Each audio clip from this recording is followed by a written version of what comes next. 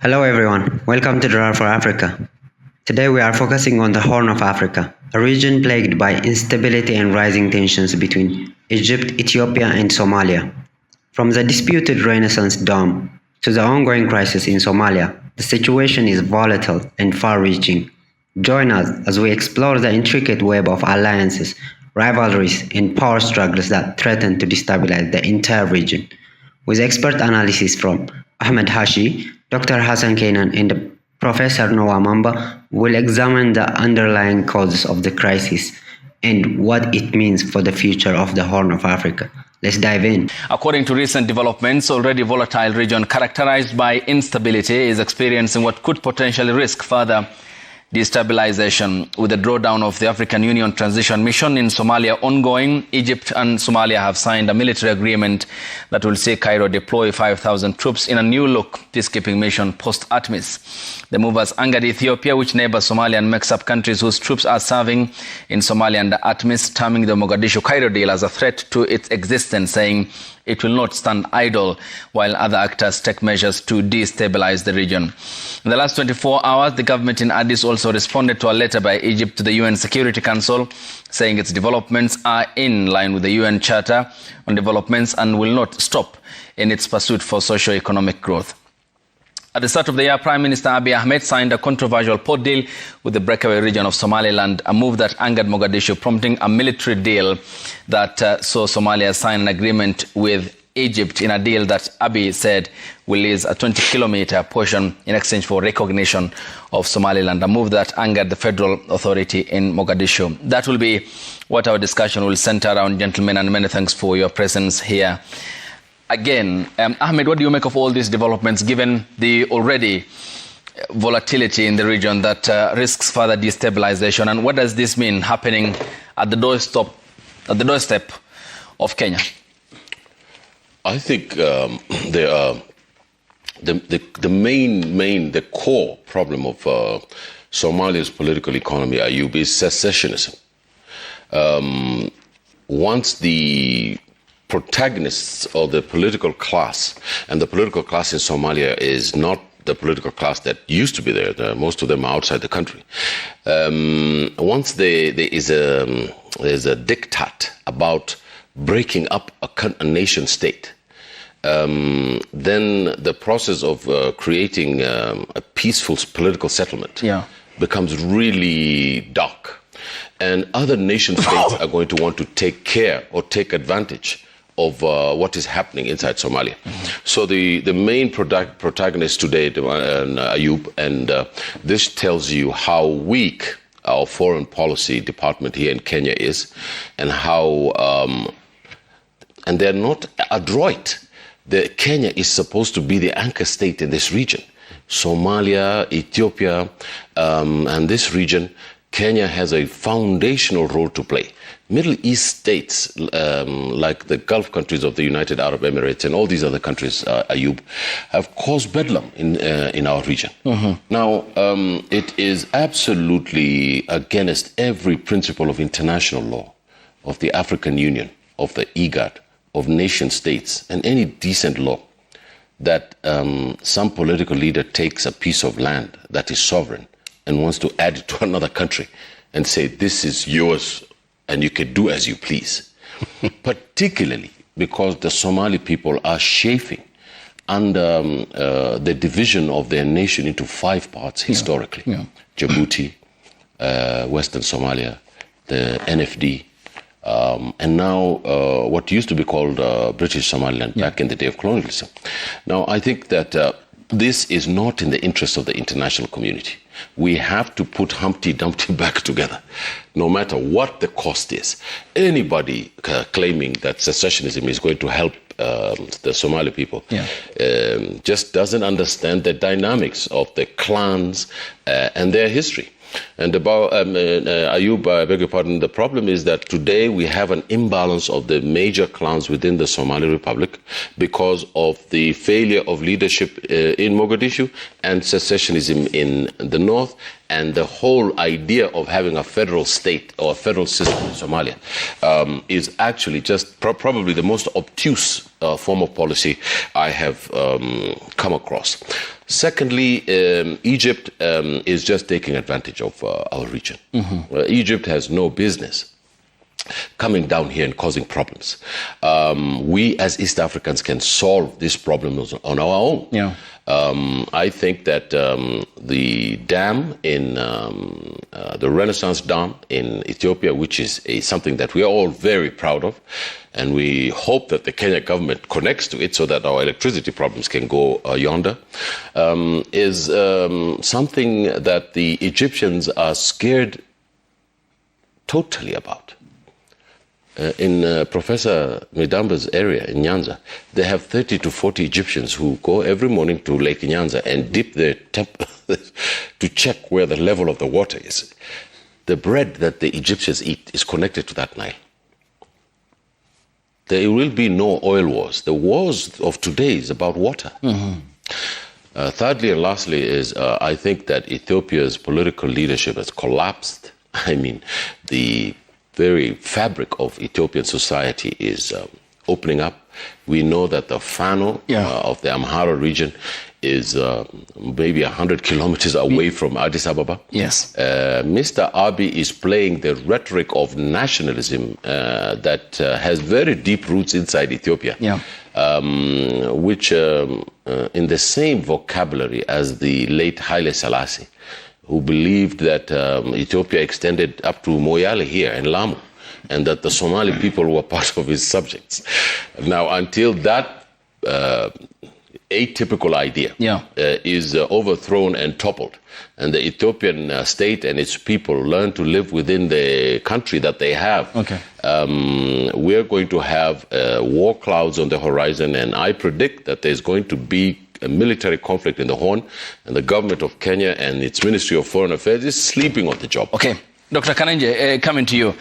A lot in the mix-up because the Egyptians more or less see the jihad as an existential threat because they say it affects their agriculture and then prompting the military deal. Is it in a way also taking advantage of the nature of Somalia itself, given institutions that still are not as functional as they ought to be because of the civil war and a military power here, which is the second biggest beneficiary after Israel from the United States, largely appearing to be funding or taking part of a conflict and in a region that is largely unstable because of other actors that have been destabilizing it?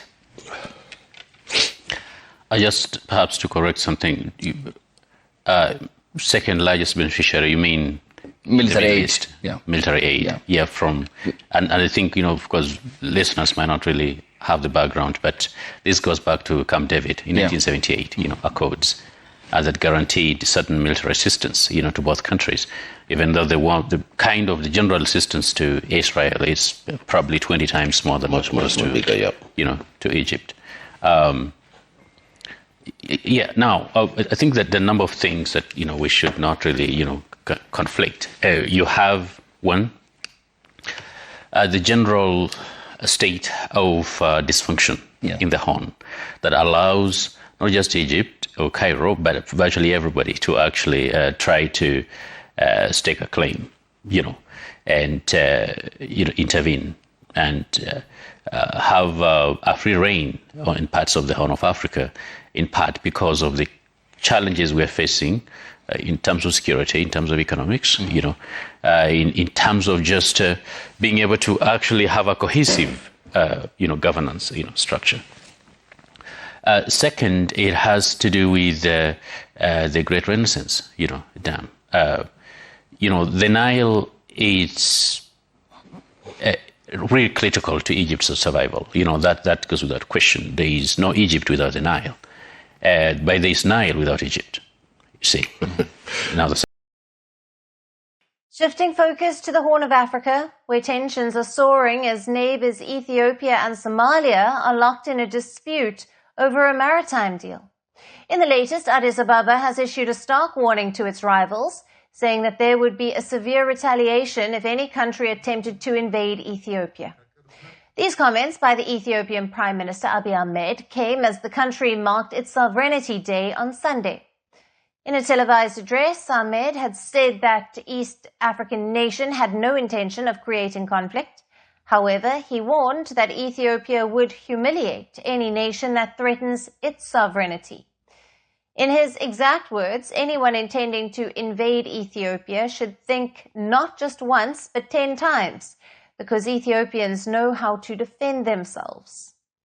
Now, the Ethiopian Prime Minister did not direct his comments at any particular nation, but they come as the country is locked in disputes with neighboring Somalia and Egypt. With Somalia, tensions are over a port deal Ethiopia signed with Somalia's breakaway region, Somaliland.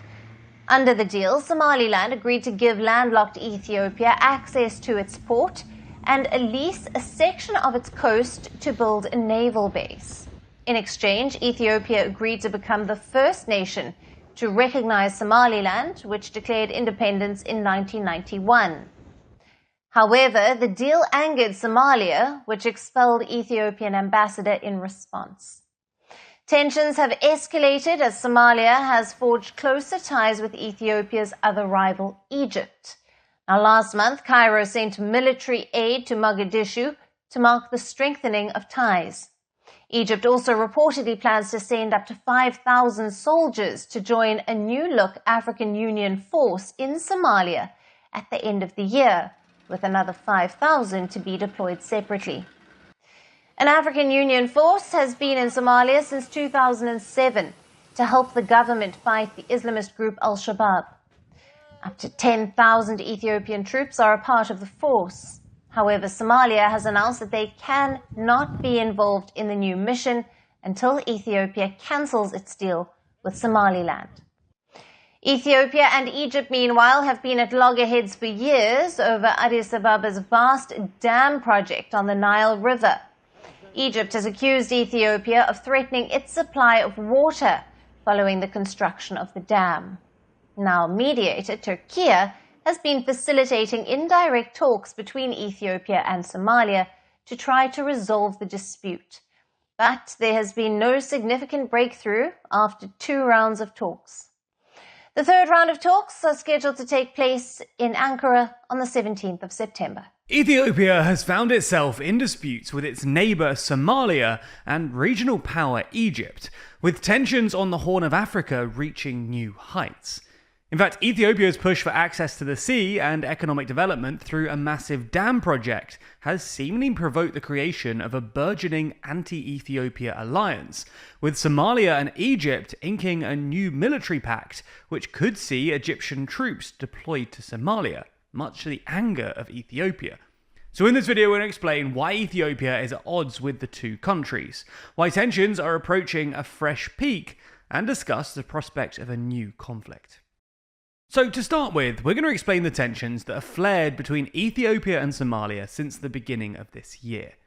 In January, Ethiopia's Prime Minister Abiy Ahmed signed a Memorandum of Understanding with Somaliland, a self-governing but unrecognised breakaway republic that declared independence from Somalia in 1991.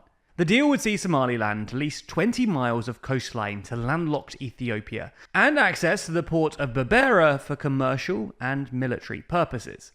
In exchange, the deal would reportedly see Ethiopia recognise Somaliland as a sovereign country. Now, these would be pretty major developments. For Ethiopia, it would mark the restoration of access to the sea, which was lost after Eritrea won its independence in the early 90s. For Somaliland, it would be the first time a UN member state had recognised its sovereignty. But the Memorandum of Understanding was met with a furious reaction from Somalia, which obviously doesn't recognise Somaliland's independence. The Somali government described it as an illegal act of aggression, declared the deal null and void, vowed to block the deal, recalled its ambassador from Ethiopia, and denied air traffic clearance for an Ethiopian Airlines flight carrying an Ethiopian delegation to Somaliland. So tensions were running high between Ethiopia and Somalia when regional power Egypt stepped in support of Somalia, with Egypt's President Sisi saying no one will agree to Ethiopia's move and that Egypt would provide support in case of aggression against one of the Arab countries, especially when brotherly countries ask us to stand by them. Now, this is far from the first time that Egypt and Ethiopia have been on the opposite sides of a tense dispute relating to Ethiopia's unilateral actions. In fact, since 2011, the two countries have been at odds over the Grand Ethiopian Renaissance Dam, or GERD, a massive hydroelectric dam built by Ethiopia on the Blue Nile River, a tributary of the Nile River that flows through Sudan and Egypt before reaching the sea. The multi-billion-dollar GERD has already started generating electricity, and the overall project is more than 95% complete, with it holding the potential to double Ethiopia's electricity generation. So Ethiopia unsurprisingly views the project as crucial to the development of the country. However, Egypt, for whom the Nile is its lifeblood, sees the dam as a major threat, fearing disruptions and restrictions on its own water supply, and as such has been vocal in its opposition, warning that it will defend and protect the rights and interests of the Egyptian people, in accordance with the UN Charter. In fact, back in 2021, Egypt wrote to the UN Security Council saying that Ethiopia's intransigence and unilateralism over the dam could have serious ramifications that threaten peace and security throughout the region, a clear hint that the dispute risked escalating into a conflict. So anyway, the buddying up between Egypt and Somalia isn't exactly surprising, and could present a burgeoning anti-Ethiopia alliance, which appeared to become even clearer in August, when Egypt and Somalia signed a security pact, viewed by some as an attempt to settle scores against Ethiopia. Then last week, Somalia received a delivery of weaponry and ammunition from Egypt, Egypt's first military aid package to Somalia in more than 4 decades. In another first, Egypt will also reportedly contribute troops to the new African Union-led stabilization mission in Somalia, after the current one wraps up at the end of the year. Meanwhile, Somalia says Ethiopian troops, of which there are a few thousand as part of the current mission, will not form part of the new mission if Ethiopia doesn't scrap its deal with Somaliland. So effectively, Ethiopian troops would be kicked out and replaced by Egyptian ones, who would be operating in a country bordering Ethiopia, much to Ethiopia's chagrin. In fact, Ethiopia's foreign ministry accused Somalia of colluding with external actors, aiming to destabilize the region, adding that it cannot stand idle while this happens. Now, we can expect tensions to rise further as reports emerge that Egyptian and Somali militaries will hold joint exercises in Somalia this month. So, with these tensions looming over the already troubled Horn of Africa region, are there any efforts to cool things down? Well, yes, there have been, and in fact still are. For example, Turkey, which is itself vying for increased regional influence, has involved itself by leading indirect talks between Somalia and Ethiopia, in the hopes of resolving the Somaliland port dispute. These have borne no fruit so far, and since the second and latest round of indirect talks, Somalia signed its military agreement with Egypt, which only further inflamed tensions. Additionally, Djibouti, the small but geostrategically important neighbour of both Ethiopia and Somalia, has sought to defuse the situation by offering Ethiopia exclusive access to one of its ports. Djibouti, aside from naturally fearing regional conflicts, is also keenly aware that Ethiopia's access to the Somaliland coast could damage Djibouti's highly port-dependent economy, with an estimated 95% of Ethiopia's trade passing through Djibouti's port. As for the dispute over the Grand Ethiopian Renaissance Dam, attempts at reaching some kind of friendly agreement between Ethiopia, Sudan and Egypt over the Nile's water flow have also basically failed, with Egypt accusing Ethiopia of indefinitely prolonging the cover of negotiations in order to solidify the status quo, i.e. Ethiopia's completion of a now largely functional dam. The challenge of resolving any of the disputes we discussed in this video are that they are all tied into the ideas of national sovereignty and survival, with competition between countries treated as a zero-sum game.